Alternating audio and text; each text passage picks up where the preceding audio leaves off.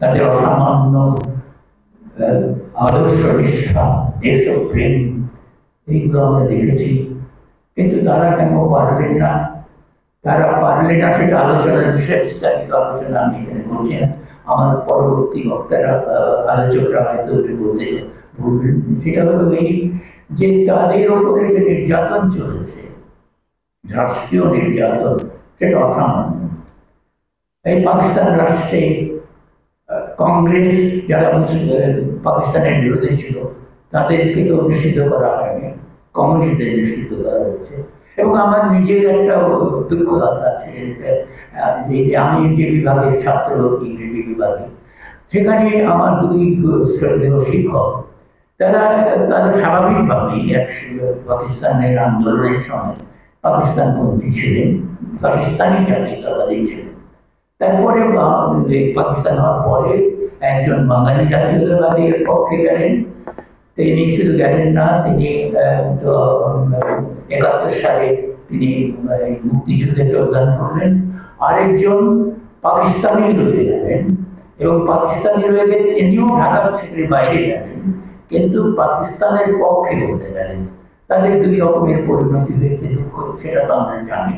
কিন্তু যেটা আমার জন্য খুব দুঃখজনক মনে হয় সেটা হলো, আমি সেই শিক্ষককে পাইনি। অমিয় ভূষণ চক্রবর্তী বলে একজন শিক্ষক ছিলেন। আমরা ভর্তি হওয়ার আগেই, আমরা বিশ্ববিদ্যালয়ে ভর্তি হয়েছি 52 সালে, তিনি 51 সালে চলে গেছেন। এবং আমরা শুনেছি যে তিনি অত্যন্ত যত্নবান, স্নেহপ্রবণ শিক্ষক ছিলেন, সকলকে আদর করতেন, তার বিরাট গ্রন্থাগার ছিল, সেটা থেকে উন্মুক্ত ছিল। তিনি উৎসাহিত করতেন ছাত্রদেরকে নানান রকম আলোচনায়। কিন্তু তিনি 51 সালে চলে গেলেন। কেন চলে গেলেন? তিনি চলে গেলেন এই জন্য যে তিনি লিখছেন যে তিনি যদি এখানে থাকেন তাহলে তাকে জেলে চলে যেতে হবে। তিনি কমিউনিস্ট ছিলেন। তো এই যে কমিউনিস্ট হওয়ার কারণে তাকে দেশত্যাগ করতে হলো। এবং তারা কিন্তু এখানকার লোক, তারা এখানেই থাকবেন, এইখানেই সংগ্রাম করেছেন, আত্মত্যাগ করেছেন, দেশপ্রেমিক ছিলেন। কিন্তু সেই যে অমিয় চক্রবর্তীকে চলে যেতে হল, তিনি তারপরে পরিণতিটা কি আমি শুনেছি যে তিনি কলকাতায় গিয়ে শরণার্থীদের নিয়ে একটা কলেজে প্রিন্সিপাল হয়েছিলেন, এবং আরো পরে তিনি নকশাল আন্দোলনে যোগ দিয়েছিলেন। তো এই যে পরিণতিটা হলো, এইটাই হলো একটা প্রতীকের মতো আমার কাছে মনে হয় যে এইটাই ঘটেছে। অন্যদিকে ওই যে সমাজ, যারা জাতীয়তাবাদী, তারাই তো ক্ষমতা দিচ্ছে। যে পাকিস্তান প্রতিষ্ঠিত হলো, উঠতি বুর্জোয়ারাই ক্ষমতা পায়, পাকিস্তানের ক্ষমতা পেল, এবং বাংলাদেশ প্রতিষ্ঠিত হলো, উঠতি বুর্জোয়ারাই ক্ষমতা পেল, এবং বুর্জোয়ারা যে কাজ করে সেই কাজগুলো এখন করে যাচ্ছে। আমি অনেক আসল মুক্তিযোদ্ধা যারা ওই পারে গেছিল, তারা এপারের লোকদের বলতো যে এরা যুক্তিযুদ্ধ করেন, এরা সহযোগিতা করেছে। এখন যারা ওই পারে গেছিল তাদেরকেই বলা হচ্ছে সহযোগী মুক্তিযোদ্ধা। এই এবং ভুয়া মুক্তিযোদ্ধা কত বেরিয়েছে, তাদের যে ভাতা টাতা এগুলো বৃদ্ধি করা হচ্ছে। কিন্তু যারা লড়াই করেছিল, যে 30 লক্ষের কথা আমরা বলি, তারা কোথায় গেল? এবং যেটা খুবই একটা ভুল কাজ করেছে, ভুল কাজটা, মূল কাজটা হচ্ছে যে এই মুক্তিযুদ্ধ রাজাকারদের তালিকা তৈরি করা না করে মুক্তিযুদ্ধের তালিকা তৈরি করে। এটা অনেকটা যেন উপহার দেওয়া, সার্টিফিকেট নাও, চাকরি নাও, প্রমোশন নাও, হেন তেন করো, লুটপাট করো, এটা সুযোগ করে দেওয়া। যেহেতু আমরা যুদ্ধ করি নাই, তোমরা যুদ্ধ করেছ। সবচাইতে যেটা ভুল কাজ করেছে সেটা হচ্ছে বীরাঙ্গনা, এই যে উপাধি দেওয়া। মুক্তিযোদ্ধাই, নারী মুক্তিযোদ্ধা, পুরুষ মুক্তিযোদ্ধা, দুজনেই মুক্তিযোদ্ধা। তো আমরা আবার নারী মুক্তিযোদ্ধাকে বীরাঙ্গনা কেন করব? সেই বীরাঙ্গনার উপাধি যে কত বিড়ম্বনার সৃষ্টি করেছে, সেটা কি কঠিন বোঝায় পরিণত হয়েছে, সেইটা তাদের ইতিহাস দেখলে আমরা জানতে পারি। তো আমি সেইটা দেখলাম যে লাটভবন হচ্ছে। আবার যেটা হচ্ছে, আরেকটা জিনিস হচ্ছে, একটা ঘটনা উল্লেখ করবো, সেটা হচ্ছে মুস্তারি শফির কথা। আপনারা জানেন যে তিনি তিনি তার স্বামীকে হারিয়েছেন চট্টগ্রামে, ভাসতে ভাসতে আগরতলায় গেছেন, সেই আগরতলা থেকে ঢাকায় ফিরছেন যুদ্ধের পরে তিনি তার বড় বোনের মেয়ের বাসায় গেছেন। তার বড় বোনের স্বামী যুদ্ধে শহীদ হয়েছেন এবং সেই বাড়িতে, মেয়ের বাড়িতে, বোনজির বাড়িতে তিনি যখন গেছেন যুদ্ধ ফেরত, তখন 5 বছরের ছেলে, ওই বোনজির ছেলে, সে একটা খেলনা বন্দুক নিয়ে ঠাট্টা করে গুলি করছে। তো বলছে যে দাঁড়া তোমাদের গুলি করতে হবে। তো ওরা উনি বলছেন, মুস্তারি সঙ্গী বলছেন যে কেন বাবা গুলি করবে কেন? না গুলি করতে হবে, তোমরা গুলি, তুমি তো মুক্তিযোদ্ধা, তুমি কেন গুলি করবে? ওই ছেলেটা বলছে না আমি মুক্তিযোদ্ধা না, আমি পাকিস্তানি আর্মি হ্যান্ডসাম, মুক্তিযোদ্ধারা লুঙ্গি পরে। তো এই যে তার মাথার মধ্যে ঢুকেছে যে পুঁজিবাদী ধারণা, সেই বাচ্চা ছেলে যে পরিবারের নানা শহীদ হয়েছেন, সেই পরিবারের নাতি যখন এইটা বলছে, তখন বোঝা গেল যে ভবিষ্যতে বাংলাদেশে কি হবে। তিনি কারাবন্দী ছিলেন। তো এইটা হচ্ছে পুঁজিবাদের দুই চেহারা। পুঁজিবাদ একদিকে মুক্তি দিয়েছে, অনেক দূর এগিয়ে নিয়েছে সামন্তবাদ থেকে, কিন্তু পুঁজিবাদের ওই যে আরেকটা দিক, লুণ্ঠনের দিক, ওই যে ঘুষ নেওয়ার দিক, ওই যে যেটাকে বলে দুর্নীতি, সেইটার দিক, এই ওই দিকটাই, টাকা সংগ্রহ, অ্যাকুমুলেশনটাই বড় হয়ে উঠেছে। জ্ঞানের যে দিকটা ছিল, যেটা ফ্রান্সিস বেকন আর আরেকা, সেইটাই নিচে নেমে গেছে। এইটা হচ্ছে সমস্ত পৃথিবী জুড়ে আজকে এই ট্র্যাজেডিতে ঘটছে, যে ব্যক্তি মালিকানা চূড়ান্ত জায়গায় গেছে। সভ্যতার ইতিহাস অনেক গৌরবজনক, ধাপে ধাপে এগিয়েছে, সমাজ বিবর্তিত হয়েছে, কিন্তু ব্যক্তিগত সম্পত্তি রয়ে গেছে এবং সভ্যতার ইতিহাস ওই ব্যক্তিগত সম্পত্তিকে কখনো বাদ দেয়নি এবং পুঁজিবাদ সেই ব্যক্তিগত সম্পত্তির চূড়ান্ত জায়গায় গেছে এবং সেইটাই আজকে আমরা সারা পৃথিবী জুড়ে দেখছি। জাতীয়তাবাদীদের তৎপরতা দেখছি, পুঁজিবাদের তৎপরতা দেখছি এবং আমরা মারণাস্ত্রের ব্যবসা দেখছি। গণহত্যা চলছে নানানভাবে, গণহত্যা চলছে সরাসরি, এই যে খুন চলছে মানুষ, গণহত্যা চলছে প্রকৃতিকে ধ্বংস করে, গণহত্যা চলছে মাদক এবং মারণাস্ত্রের যে ব্যবসা, সেইটার মধ্য দিয়ে। এই গণহত্যার বিরুদ্ধে যে প্রতিবাদ, যে প্রতিরোধ করতে হবে, সেই প্রতিরোধটা করতে হবে ব্যক্তি মালিকানার অবসান ঘটিয়ে এবং সেখানে সামাজিক মালিকানা প্রতিষ্ঠা করতে হবে। ব্যক্তি মালিকানার যুগ শেষ হয়ে গেছে, তার এখন সামাজিক মালিকানা ছাড়া এই পৃথিবীর বাঁচার কোনো উপায় নেই। এবং ইলন মাস্কের সঙ্গে সেদিন একটা বিতর্ক হয়েছিল, একটা বিতর্কের খবর দেখলাম। ইলন মাস্কের সঙ্গে জ্যাক মা, আলিবাবার যিনি কর্তা চীনে, তো দুজনের মধ্যে বিতর্ক হচ্ছে। ইলন মাস্ক বলছেন যে উনি আবার এই কৃত্রিম বুদ্ধিমত্তায় বিনিয়োগ করছেন।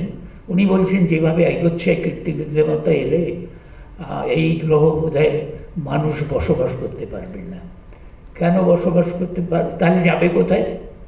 তাহলে মঙ্গল গ্রহে যাবে। মঙ্গল গ্রহে কী করে যাবে? কে টাকা দিবে? মঙ্গল গ্রহ। এইটা হচ্ছে তার ধারণা যে ব্যক্তি মালিকানার যা লোক মুষ্টিমেয়, তারা মঙ্গল গ্রহে চলে যাবে। বাকি মানুষগুলো কি হবে?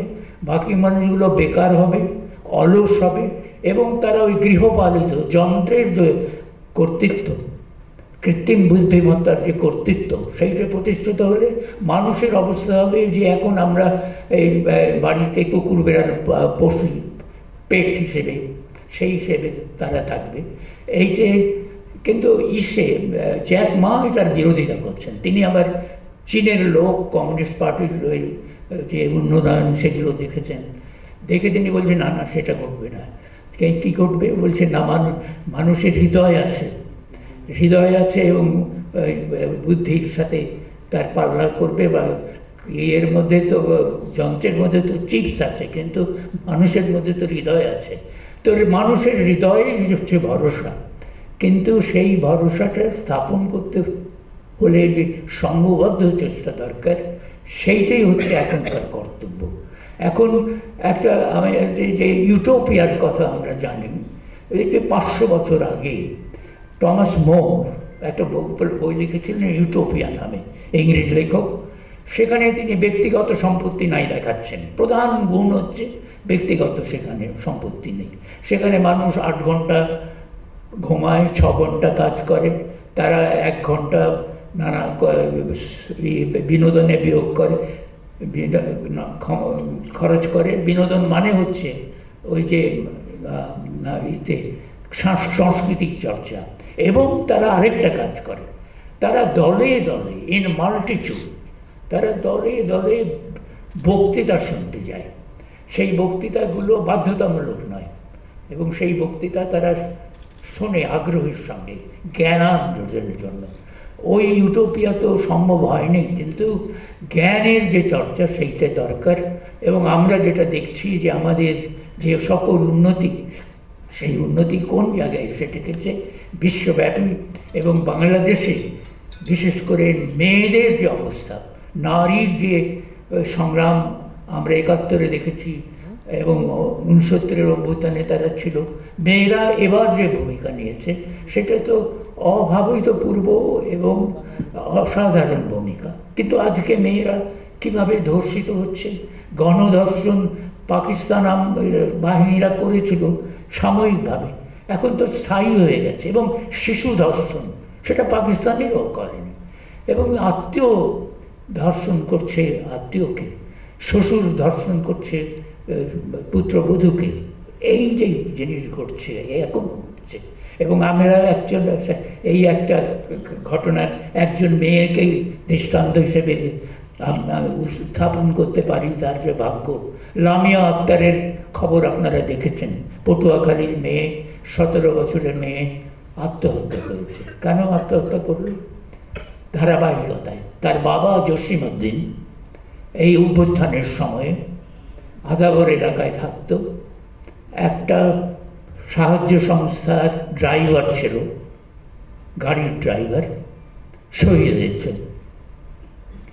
এবং তার কবর দেওয়া হয়েছে, ঢাকায় থাকতো, তার কবর দেওয়া হয়েছে পটুয়াখালীতে। ওই লামিয়া আক্তার পটুয়াখালীতে গিয়েছে, তার বাবার কবর জিয়ারত করেছে, নানা বাড়িতে যাচ্ছিল সন্ধ্যার সময়। সেখানে 2 জন দুর্বৃত্ত তাকে নিয়ে গেছে, আটকেছে, ধর্ষণ করেছে, ভিডিও করেছে এবং ভিডিও ছড়িয়ে দিয়েছে, এইটা যাতে সেই ওই মেয়ে নালিশ করতে না পারে, কথা বলতে না পারে। মেয়েটা সাহসী থানায় গিয়ে নালিশ করেছে, ওই গ্রেপ্তার করা হয়েছে দুর্বৃত্তদের। মেয়ের তো বিচার পাবে বলে আশা করছে না, এবং সামাজিকভাবে ঘৃণ্য পরিণত হয়েছে। ওই যে বীরাঙ্গনার যে অবস্থা, তারই সেই অবস্থা হয়েছে, সে মুখ দেখাতে পারছে না। ওর বাবা মেডিকেল কলেজে, ঢাকা মেডিকেল কলেজে 10 দিন মৃত্যুর সঙ্গে সংগ্রাম করে মারা গেছে। এই মেয়েটা 38 দিন এই অপমান নীরবে সহ্য করেছে। তার বাবার জন্য 2 লক্ষ টাকা বরাদ্দ করা হয়েছিল, সেইটা সোমবার সকালে সে পটুয়াখালীতে যে পাবে নেবে এই যে কথা ছিল, শনিবার রাত্রে সে ঘরে সিলিংয়ের সাথে ঝুলে আত্মহত্যা করেছে। এই যে লামিয়ার হত্যা, এইটাই তো বাংলাদেশের এখন ছবি। এই ছবি বদল করতে হলে যেটা হবে সেটা হচ্ছে একটা সামাজিক বিপ্লবের দরকার হবে। আমরা অনেক রকম বিপ্লব দেখেছি, কিন্তু যে বিপ্লব দেখেনি এবং যে বিপ্লব প্রয়োজন, সেই বিপ্লব হচ্ছে সামাজিক বিপ্লব। যে বিপ্লব ব্যক্তিগত মালিকানার জায়গায় সামাজিক মালিকানা প্রতিষ্ঠা করবে এবং সেইখানে মানুষের মুক্তি আসবে, প্রকৃত গণতন্ত্র আসবে। এবং সেই কাজটা অত্যন্ত কঠিন কাজ, এবং সেই কাজটা এক দেশে নয়। সমাজতন্ত্রের যে বিশ্বের যে পতন, সে পতনের একটা কারণ হচ্ছে যে একটা আঞ্চলিকভাবে হয়েছিল। আজকে যে ব্যবস্থা সামাজিক যে বিপ্লব, সেটা প্রত্যেক দেশে হওয়া দরকার এবং সেটা আঞ্চলিক হবে, সেটা একটা আন্তর্জাতিক হবে।